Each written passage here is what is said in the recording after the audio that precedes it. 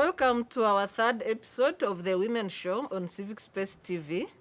This show airs every Tuesday, 2 to 4 p.m. And we are welcoming you to subscribe to the channel, Civic Space TV, as well as send in your comments and be part of the discussion. For this third episode, we are hosting two great women. Eliot Orizaarwa on my immediate right. She works with the Women and Girl Child Empowerment. She's also a gender specialist working on women budgeting and women empowerment issues. You're welcome, Eliot. Thank you. Next to Eliot is Gloria Nabaye, who works with the G.L.I.S.S Institute for Strategic Studies. She's a policy analyst and expert. You're welcome, Gloria. Thank you very much. Yeah, we shall go straight into the discussion. For this episode, we are discussing the State of Nation address, as well as the recent read out budget that is now before Parliament for discussion and approval. And we want to know the women, specific women and gender areas in these two important policy and political statements for this country. It's important to note that the State of Nation address given immediate after swearing in of President Museveni for his 7th term in office, as he goes to make 40 years in power, is the first policy document, and it shows direction for this term of office in the 5 years. So I will start with you, Gloria. What's your take on the State of Nation address, and what does it have for the women? Thank you very much, Sarah. The State of Nation address highlighted, for anything, the parish model that in the whole document I found was where I found the women and the engagement that they will have in the next 5 years. How? The parish model is I think, a strategy the NRM government has taken for socio-economic transformation, and it is going to inform a lot of the distribution of money, the initiatives that are going to come, but also inform the emyoga that we have. How do women fit in there? Then women that are engaged in subsistence farming, subsistence initiatives of survival are then inculcated there. You have the Women's Empowerment Initiative where they can then get money. While the different funds will be rolled out, I believe the parish model is where a lot of women will find themselves, especially in creating markets for their produce, in creating sustenance for their household incomes. And he might have not specifically called for women equality, but if we are strategic enough as women, then we can push for women to actively engage in what the parish model will have to offer. Will it be successful if implemented well? Yes. The women will be able to, be put to the forefront of production, to be put to the forefront of benefiting from such socio-economic initiatives. I think that is what I think for now. You have said the parish model combines emyoga for the women, but the parish model budget is 30 million per parish. But also in the budget, there is specific money for emyoga, specific money for youth fund, specific money for women fund, and I know women were at the front of refusing the merger of the funds. So does the parish model combine the emyoga, like you have mentioned, but also too specifically, the State of Nation address highlighted other issues. The agenda is socio-economic transformation.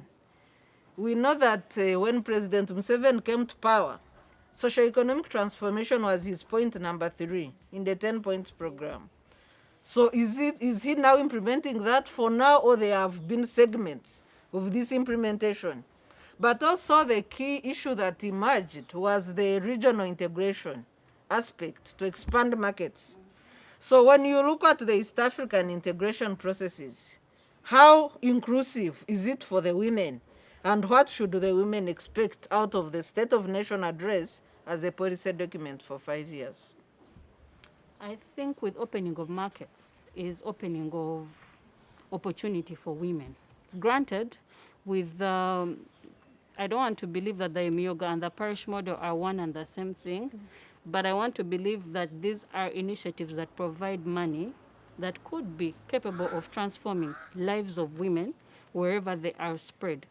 The Women Fund in particular, created for women, answers the need for them to come together, make teams together to be able, circles together to be able to get this money. But I struggle with the implementation of such initiatives. Now, the point three program for the point three that we are seeing now has been in implementation for a long time. Now, I believe that we've not reached where we want that to be manifest for us as an economy, and given the socio-economic implementations or implications that happen for women, I believe between the Wonaba Gagawale, the Emyoga, all these other initiatives that President Museveni has done tend to answer to point three. But the implementation of these things is what we are now questioning. Are women feeling that a socio-economic transformation does not end on empowering women economically, but also their lives? Are they getting the human capital that they need to be able to transform their lives individually on an individual basis? Are they getting the markets that they need to put their produce for? Are they being included in the agenda to be able to develop as a unit?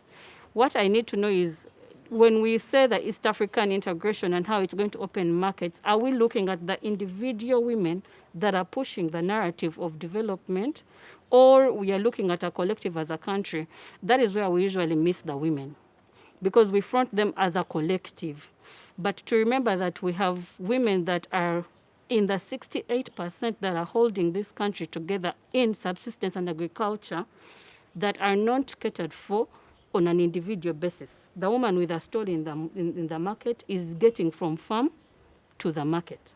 They will not have the opportunity to take their produce to the East African community or to the larger markets. So those are the ones I want us to speak for. The ones that won't have, doors open for them to be able to have large-scale production in the regional integration.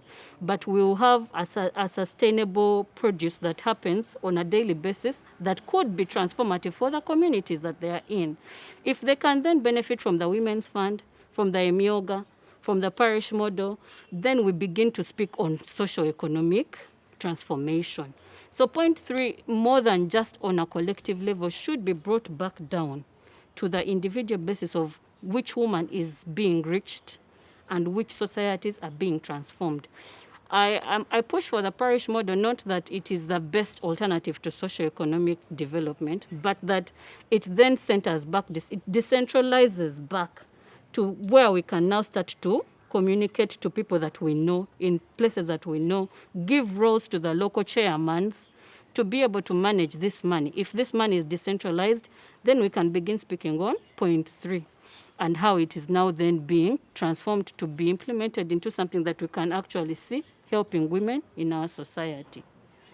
Eliot, if you can dive in right there, what's your take on what it needs to socially transform the women of Uganda in terms of policy and budget approaches? Yeah, thank you so much, Sarah. I hear her when she says that she goes in for the parish model. We have had those programs before in Uganda, and the biggest problem is the implementation. I don't think the parish model will work for women, what we call women. As you say, that if government of Uganda opens up for East African market, who goes there to sell? The people who are going to sell again is what you heard the president saying in the State of the Nation, that we are going to sell fish, the fish mouths, and who is in that market? As we talk of women, we are talking of Mama Mbire. We are talking of Bera wine. Mama Masoro. We are not talking of this woman at the grassroots level. Yes. Just given an example of Emyoga, if we are talking of social transformation and for women, we have been in Wakiso for the last 10 years, and Wakiso looks at Women and Girl Child as an organization that really believes in economic empowerment of women. But hear this, This Myoga money is not coming from the budget that we have here, the 2021-22 budget. It is coming from Equity Bank. It is a 13%. And imagine how many, if you're talking of the grassroots women, if you're talking about this woman who is in the market and has a capital of, let's say, 1 million, which she has really borrowed from BRAC. And then the government is saying we are putting money in Myoga, so MasterCard is coming in to help government, and so you have to go to Equity Bank, get a loan. But going forward, if you look at social transformation, then it means the government is ready in its budget with the amount of money that is going to put in those policy models, in those parishes, that will go into those groups of women. But if money goes into Equity Bank, how many women, I don't know where we all come from, the viewers, but imagine in our parish, in our village, how many women will manage go to Equity Bank? And definitely Equity Bank is not going to give this woman who is in the market with the 1 million capital, with a stock that is not going to take more than 6 months, and she's supposed to pay back the loan in 6 months, meaning that it is going to be hard for these groups of women to go to Equity Bank, meaning that it is Sarah and me and you who is going to get this money. Again, the poverty levels are going to increase. But Sarah, I wanted us to go back to what she was talking about, the issue of merging the Myoga and the women fund. Yes. It becomes very, very complex. If you move around and get into the women who have been receiving money from Myoga, first of all, one thing in point is you have to go to the sub-county or you go to the district. You go to the district community development officer. And then this team has to work with you. If you are 30 women, then it means you are going to get maybe 30 million. But the 30 million that we are going to get from the district, you are only going to take 25 million. Meaning the 5 million is going to remain with people working, processing, for administration. No, not even administration, because it's not shown anywhere. But we are going to pay back the 30 million with its interest. But how different is that from the circles and the It is- Vibina where local women are? It is not different from the circles. You know, the government of Uganda has been promoting circles at different levels, parish levels, and even in government states. But you find that in those circles, people save money and borrow. But again, it is very, very complex. That if I'm going to get a loan again from my circle, I have to have 3 guarantors who are going to grant me. But again, I must have collateral that I'm going to give in. So it has also been difficult in a way. But talking about the women again in those circles, Sarah, it is not easy for a woman to go to that circle to borrow 2 million, where she's going to invest in a business where, again, the husband has a hand. If I'm borrowing again in my circle 3 million, I'm not going to use 3 million to put in my capital, to put in my business. I may end up putting only 1.5, meaning that by the time I pay back, it becomes hard for me. Why am I saying this? When you look at the budget for Uganda and you look at where the biggest share has gone, the biggest share has gone to human capital development. And in human capital development... And security and governance. And security and governance. But in human capital development, you know very well that Uganda is moving away from result-based approach budgeting and going into program-based approach. But when you look at education, you look at education, agriculture, health. Those have been sectors, but now they're coming together to human capital development.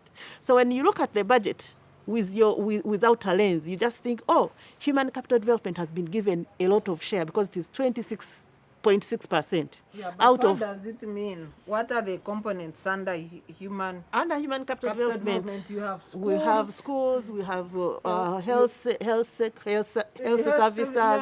Then we have agriculture, Yes. and then they're all cropped there. And then, for me, when we go into the... It also captures a bit of innovations. Innovations. Yes. But again, when you move down, you find there's mindset.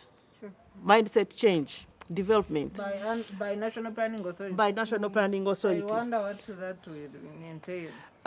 It goes back to what she was saying. If we have the parish model, then we have the myoga. Then it means we have to make sure that we build the capacity of the people to understand how are you going to gain from the myoga and how are you going to gain from the parish. So it is sort of like administrative money. It is not going to add value. And how different is it from the work whatever? The Microfinance support center has been doing? Because what we are seeing, in my view, is the usual recycling of project and interventions for economic development. And if you compare the parish model, I know the technocrats are highlighting this idea of agricultural skills and support for farmers, that they will come to the farmers, test the soil, tell them what to plant. This was the work under the agricultural extension services, even under the cooperative movement. This is what the previous governments were doing. But they were doing it better to the extent that they had markets for produce secured, they had the buffer stocking, they had the correction centers, they had services that would move from testing of the soil to agricultural inputs and services as you plant, to harvesting and how to dry your harvest and store it in a good place and bring it to a cooperative union center for correction, whereby even the receipt of delivery of input would work as a bank overdraft in a bank. And that's how most of the people that are in government were educated, including those retiring. The group of people that NRM found in government were educated through this cooperative movement.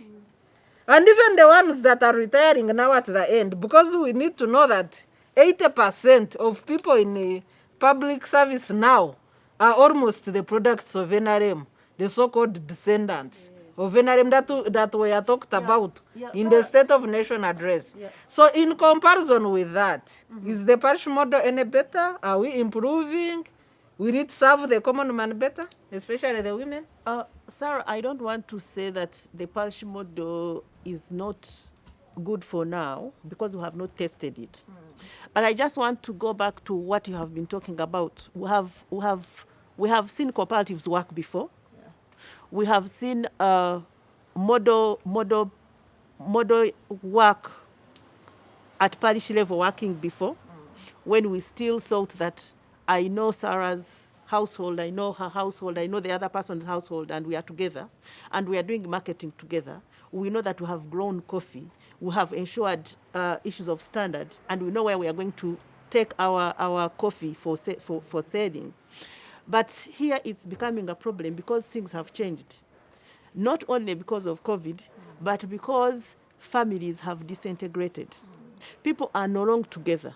Maybe if the government is saying that the mindset fund that is allocated to this budget is going to go back to bring people together, which is going to be hard. What do you mean people together? Should they work in unison, or we are looking at household incomes? Because the government is looking at the parish model and the myoga, but bringing people together. If government is going to give the youth money, it is going to give money to the group. How does that improve households? And how different is it from youth livelihood program? But you see, if we talk about the issue of youth livelihood program, if you move around the regions in Uganda, where you have found a group of youth that have been doing metal work, they have been doing metal work thinking that is a group, but when is one person. And that's why we are seeing the inequalities. Because the youth who is going to manage this is a youth from a rich family. Meaning that a youth who is coming from a poor family is not going to manage to get on this money that the government has allocated. The same thing goes back to the parish model. If we don't take this system... Just a quick question. Is the money going through banks? For the parish model? I have no idea, but the money for a myoga is going through Equity Bank. Yes. So meaning that it's going to be hard. So if you don't qualify to open a bank account, then you cannot be part of that program. Be part of the program. And that does not help youth and women at the grassroots. Yes. Okay, so... Allow me to interject Yes, there, maybe. You triggered my mind on one key thing. When we were doing the pilot study of the Uganda National Dialogue, When you talked about cooperatives, I think that was the most highlighted thing that people were pushing for. Let's have cooperatives back. But how cooperatives used to work then is something that is of contentious today. Because today you have President Museveni asking people to do what? To have large-scale farming. So that means they're going to sideline the woman that has a 1 acre land or maybe 100 by 100 and is actually producing for the market.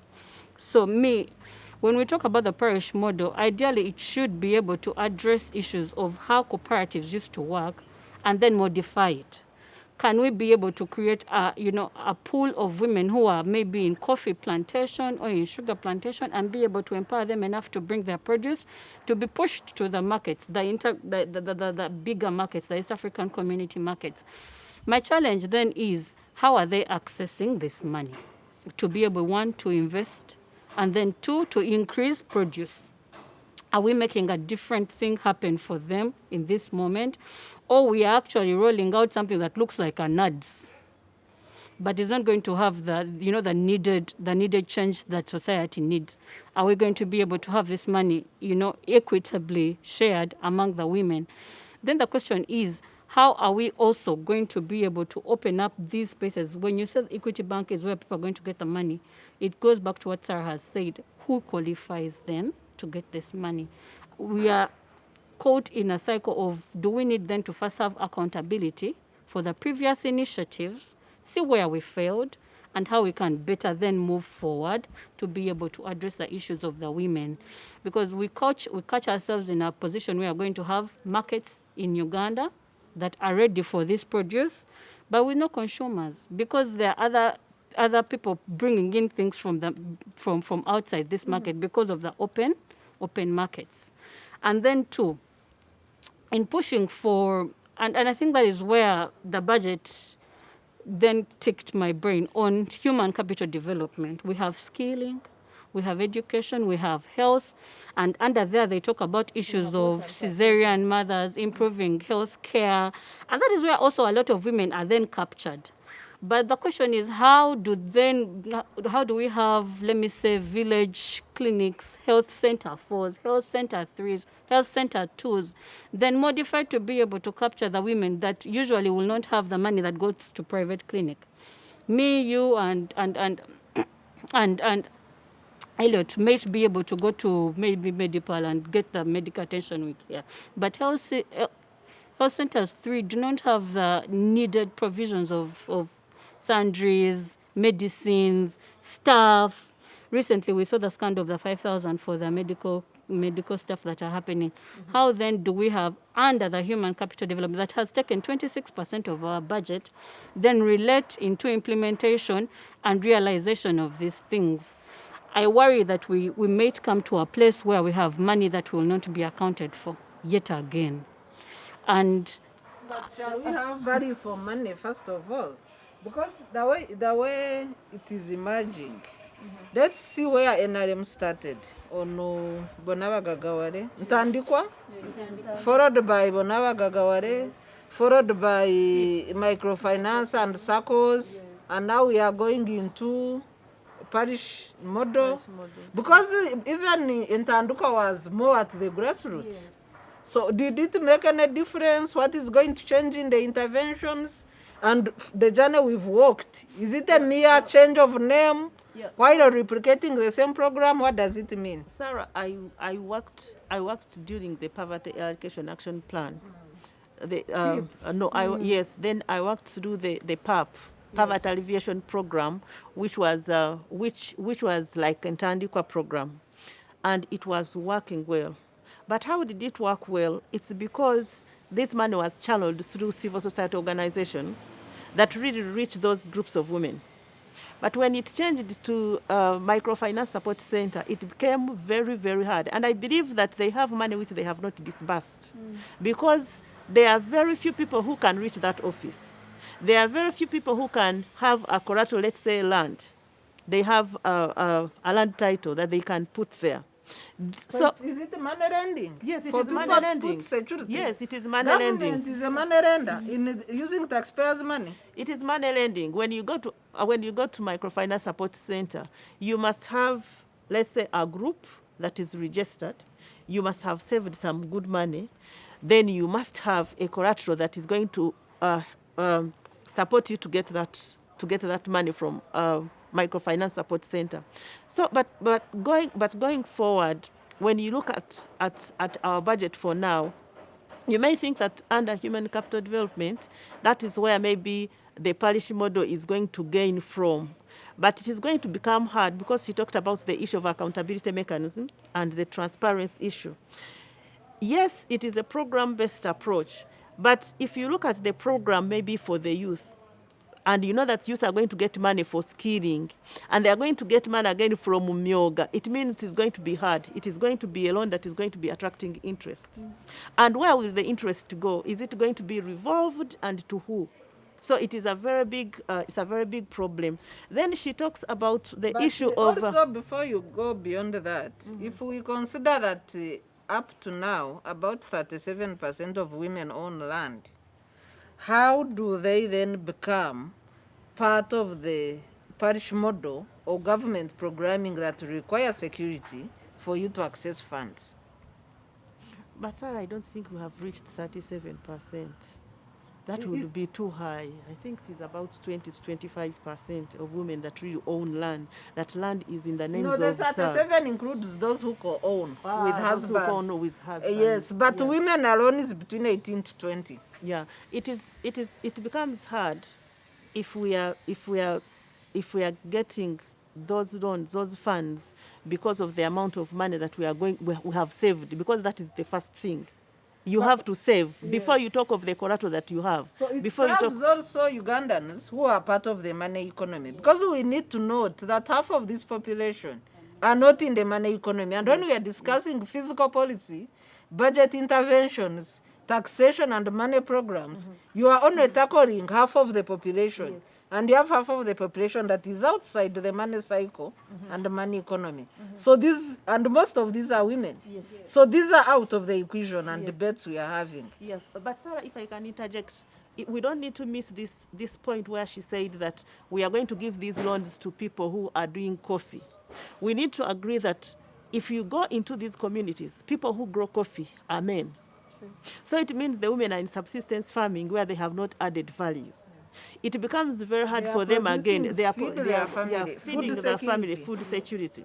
But again, if you go beyond that, recently UNDP was working on a program where they saw that if they build capacity of departments at district levels, they will be able to reach more women and reduce on GBV. But if you look at the budget for 2021-2022, you can't trace that money. Because we have had a challenge where we have said groups should grow coffee. I'm just giving an example of a cash crop, but people don't know which type of coffee is on the market. And maybe in a sub-county, we have only one extension agriculture officer who is not even going to reach them. And then you find again, in this budget, you don't see money that is going to build capacity of the extension workers because things are changing.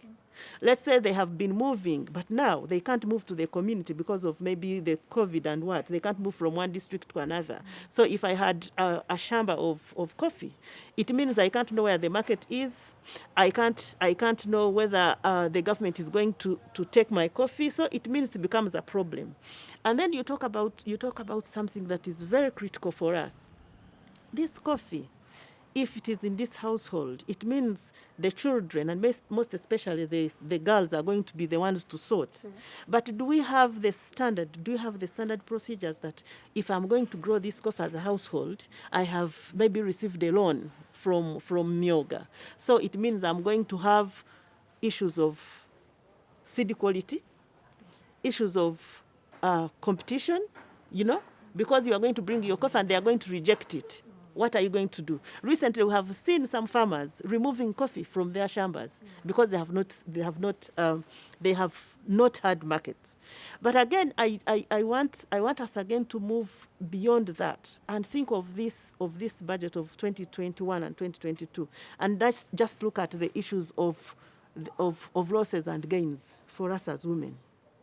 This is time for our children to be in school, but then there is lockdown. And the government is saying you have to study from home.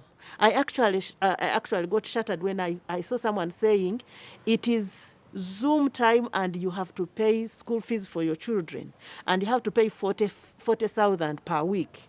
And you just imagine, out of the 47 And population of Uganda, airtime, yes, and MBs. OTT. Yes, you are supposed to still pay paying OTT and a mobile phone. Yes. But you just imagine, when you look at the budget, the government has put a 12% tax on airtime that you are buying. Yes. So how much are you going to buy that is going to say you have 5 children in the household, one is in P1, P4, then another one is in S4. They're not going to use one gadget. It means they are going to use different computers, different phones, but anyway, those are the households where you find that we have it.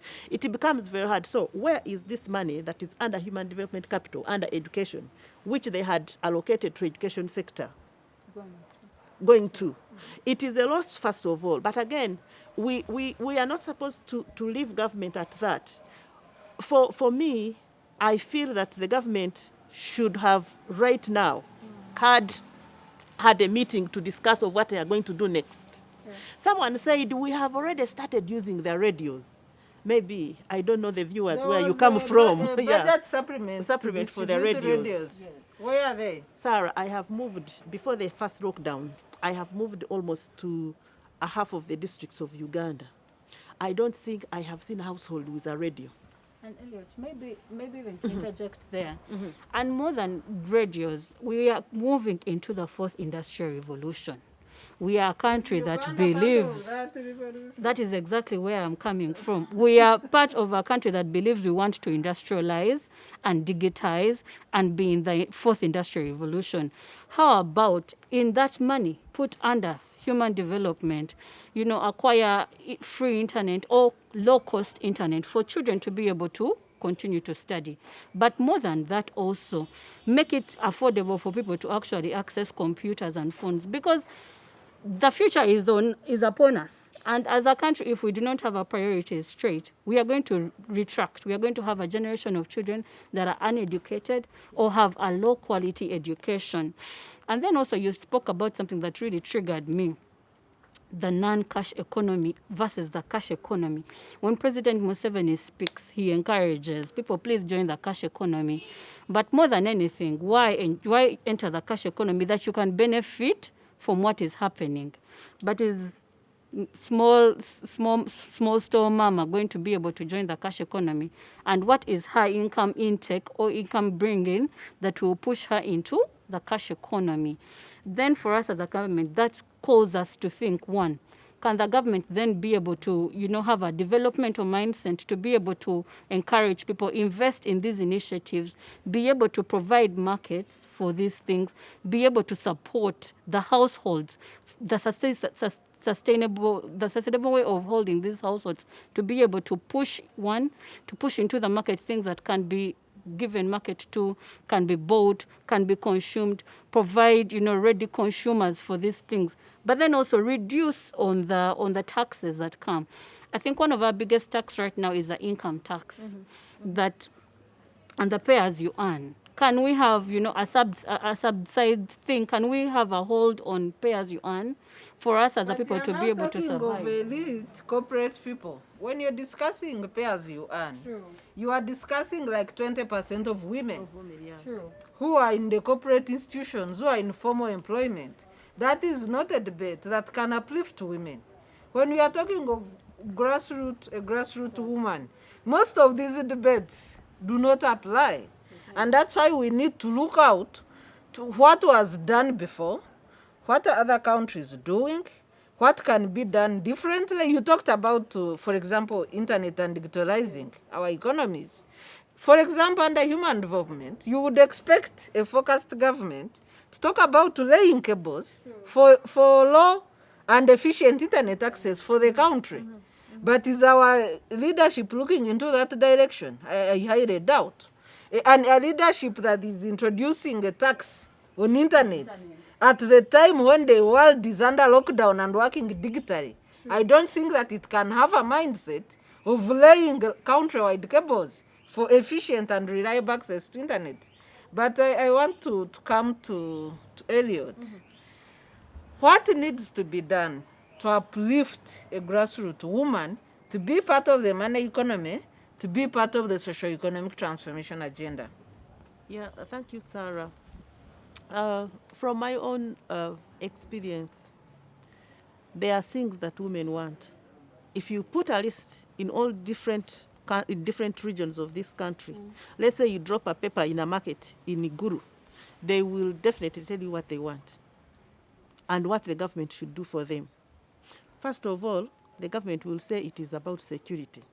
But you can't stay again in this house when you don't have food. But security is not about military hardware. Yes. Security is also about human security, including economic security at household level. So the woman in Iguru, in this market in Iguru, will tell you, I need capital. To do what? Of which government is going to say capital is going to come from Emyoga. But I've been talking about why it is not accessible. The woman will tell you that I want, as a backbone of agriculture, I want to see myself planting something and getting it from there. But we have already seen that we no longer have extension workers who are trained to understand that if I go to Guru, the soil in Guru is completely different from the soil of Busheng. But also women have challenges of security of tenure on land, whereby whether they plant the garden, but whatever they plant is controlled by the husbands. Yes. So these are the challenges I want you to bring out of a real grassroots woman, and what it needs, what interventions we need to do. That's why I'm coming to. When you think of land ownership, we have had challenges where women have planted and then tomorrow they don't find their products. Harvest, yeah. They don't find it. They don't own the harvest. They own the gardens. Yes, they don't own the harvest. Sure. And then tomorrow, you see this woman moving from one home to another because there is no food for the children and she can't live there. So the issue of land ownership is a very, very contentious issue for the women of Uganda and men at the grassroots level. The women at the grassroots level, they want to see their children in school. But you heard her. We are going to reach a time where we have levels because we don't understand. Now I don't understand where my child is in S5 or S4 or S6. They are back, they are home, they are in school, they are not there. But there are those who have never even gone back to school because the teenage pregnancy. Yes, that's why I'm coming from. There are girls who have been pregnant during the lockdown and even after the lockdown. They have never gone to school and government is saying we are putting more than 26 billions to skilling for the youth. But again, when you look at the number of the youth that are skilled, the number of girls are very few. Recently, World Bank had a program where they were looking at manufacturing because we are going into industrialization. But what is the manufacturing for the girls and women? It is making hair to make them beautiful. It is tailoring that where they don't have where even to sell them. You know, because Sylvia Owol is going to bring a dress, you don't expect me to bring this dress and another person buys it. And she's the manager. At operational. Thank you very much, Sarah. So, for me, what really I want to say and I want to see the government doing is first of all do an investigative research to understand exactly what women need in different regions.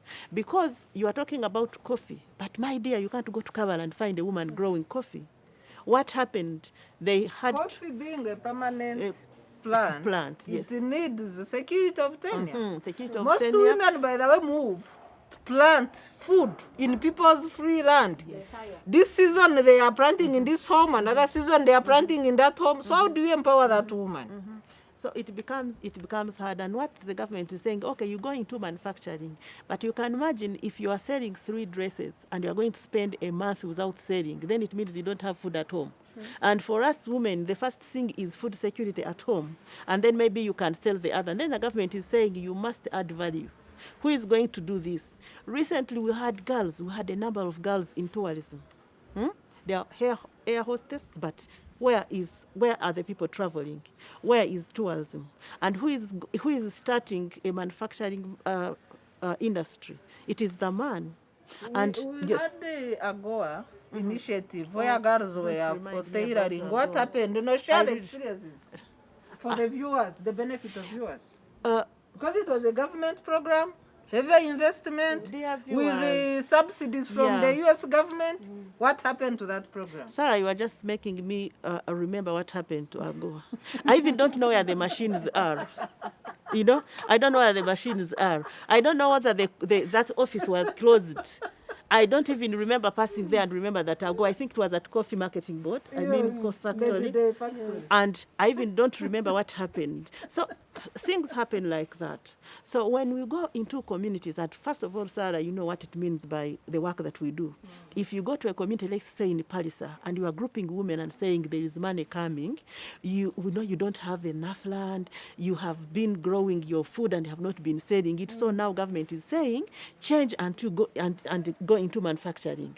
So we are going to group you, and you are going to be tailoring, you are going to making sweaters. For what? For school. That was the first thing. But the schools are closed. You know? And then by the time these women have just started manufacturing, they say, no, that one, we have stopped it. You leave. We want you now to grow this type of rice.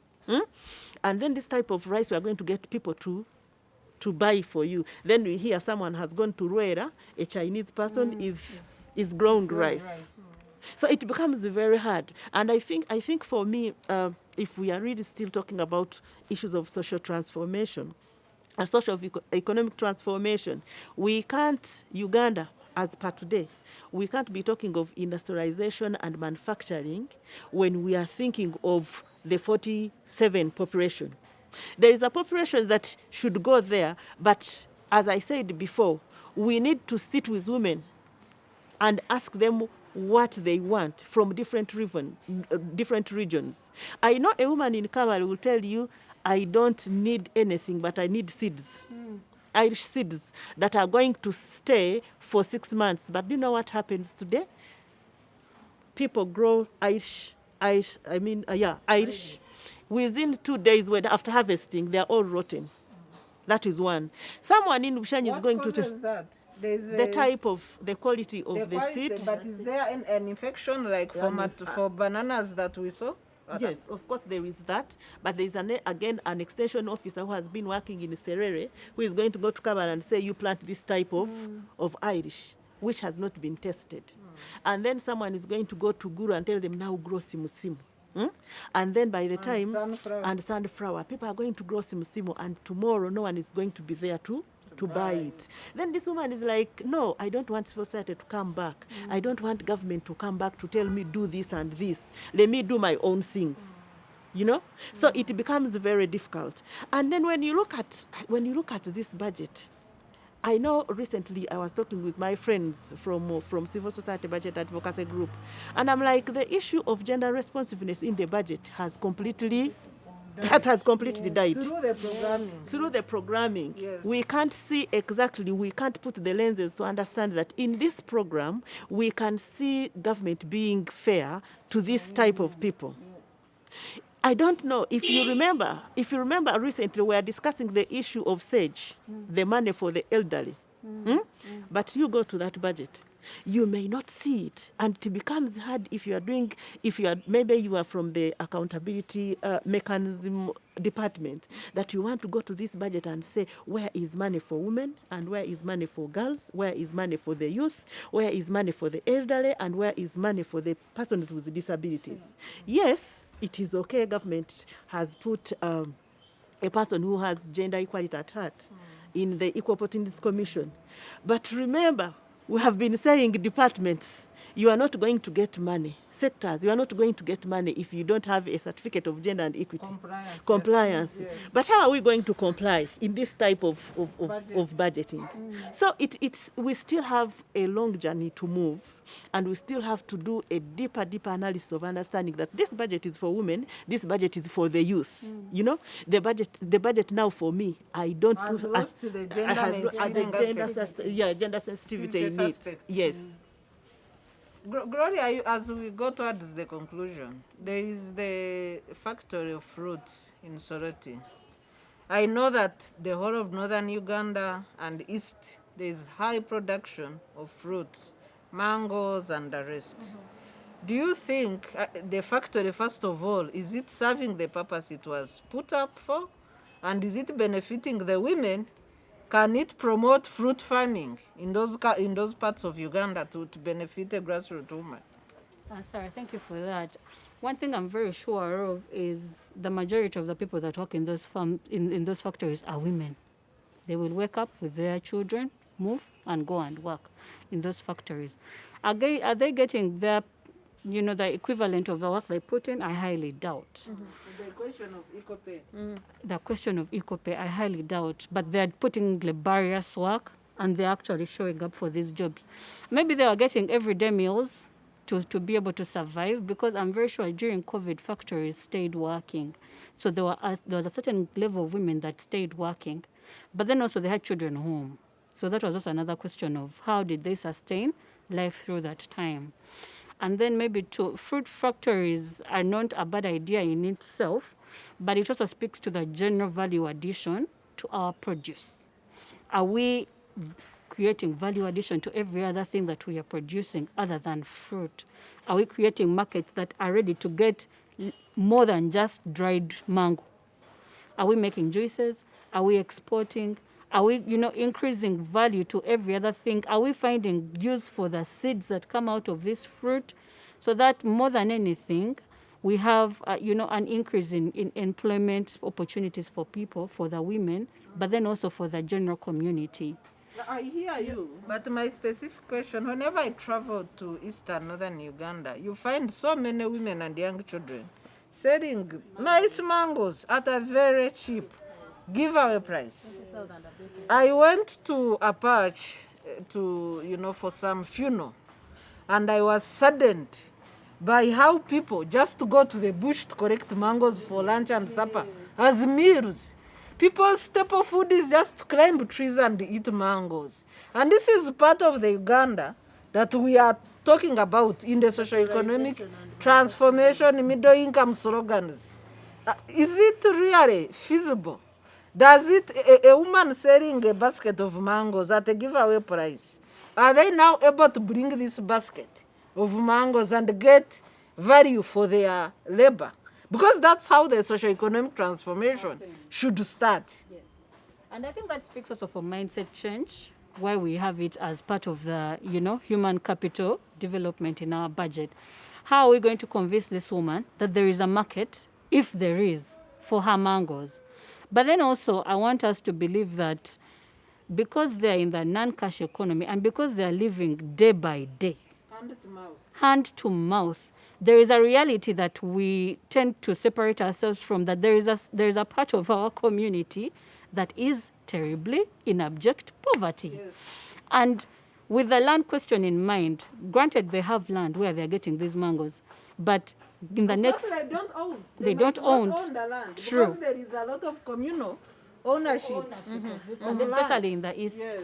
And in the next 5 years, one of the key questions that are going to happen for the NRM government is a land question. And it's going to change dramatically, especially in ownership and in acquisition. So we need to be able to realize that there will be a time even this communal land is government land. And this person that was getting hand to mouth can no longer actually walk in and get the hand to mouth. But still, if you talk of acquisition and ownership, but there is the issue of access and control. Yes. Even that communal land, there are very few people in the community that own, that can access and control even what they have planted there. But I think, Sarah, what you bring in is a very contentious issue on the issue of labor. You don't seem to think that if there is that factory in Soroti or Serere that is going to only be women working there. The children are the ones who go in the field to pick up the mangoes and the oranges. So meaning they're not going to be in school anyway if the schools were there. So it still becomes a problem. And for me, going forward, I think, as we talk about all these things and talk about the myoga, the social economic transformation, I still believe that Uganda as a country and women as women, in quotes, we need to make sure that we have a basket for funding. Yeah. I have said it several times because I know it was working through the Women Trust Bank, but the Women Trust Bank is no longer there. What happened? it is now a bank for everyone. It is no longer a bank for the women. Yes. It's allowed So in the general population. general population, and it becomes hard for me But to it compete. is still called Women Trust Bank. I think yes. I think it is Trust Bank now. Okay. Yes, but for me, I still believe that it is not easy for me to go and compete with a person who has $1 billion on account, and then I have a 100,000 on account. In a capitalistic economy. Yes. We need to continue talking through this, and the government has to listen, and the viewers. Uganda needs a bank for women. We have seen this working in Tanzania. We have seen this working in Kenya, where women brought money slowly, and their bank And they are grew, now owning and they are apartments. owning apartments. You know, and for me, this is something that I want us to continue talking about. We can talk about these issues of state, national states. States of nation address. We can talk about these issues of the budget being fair and not fair for all of us. But if we are saying that what women want is capital, what women want is to have money, you know, we have to make sure that Ugandan women, there is access to money, you know. Where I come and you tell me I want school fees for my children, and I know exactly that it is Sarah who is going to guarantee you, and we know where Sarah is. But this business of saying, first bring collateral and I give you a loan. First go to Equity Bank when I don't know how to read and write. There are very few people. And I don't think that in this budget, because before when we had education budget and the social development budget, we had money for literacy classes where we have to go in those groups and government train And people. Yes. And even border to border, you know, training to border. So for me, I still believe that as we talk about these things of industrialization and transforming, we still need to have a women's bank in Uganda. Yeah, Eliot, but I think that also tickles me. Then you then justify the fact that the women's circles, the local women's circles, had a greater impact on women's lives. Yes, they do. The Have Bibina. improved Yes. women's livelihoods at a grassroots level. But as we do our parting shots, the outgoing cabinet approved the long defeated recommendation of amending Article 26 of the Constitution to remove a requirement for mandatory, fair and adequate compensation before government can deprive people of their land. We know what is happening to the women in the oil regions, and the target is the pipeline. The way the compensation went through the companies, you know, the brokers that came in, friendship companies and whatever, and women with their children ended up being homeless in the previous compensation programs. So what is likely to happen if government indeed pushes for the amendment to deprive people of their land, and we know that the greatest victims are women and their children? What is going to happen in this country? What does it mean for the safety, the requirement to have shelter over their head, food security for their children, and the livelihood of a common woman that we are discussing today? As you conclude, General, on other issues also. Sarah, that is a very hard question, because it brings out different minds. First of all, the issue of gender-based violence, where we are looking at issues of girls getting pregnant in that business of pushing you from your land, moving away, not knowing exactly where we are going. Then the issue, many girls get pregnant. And then the issue of maybe a man having 1 to 2 wives, and maybe government has given them money and they were not there. To marry a new one. Yes, That's what and most men did. They got money and married new wives. Different wives, and it becomes very hard. And to me, I think it goes back maybe to civil society, because I don't think government is going to push for that.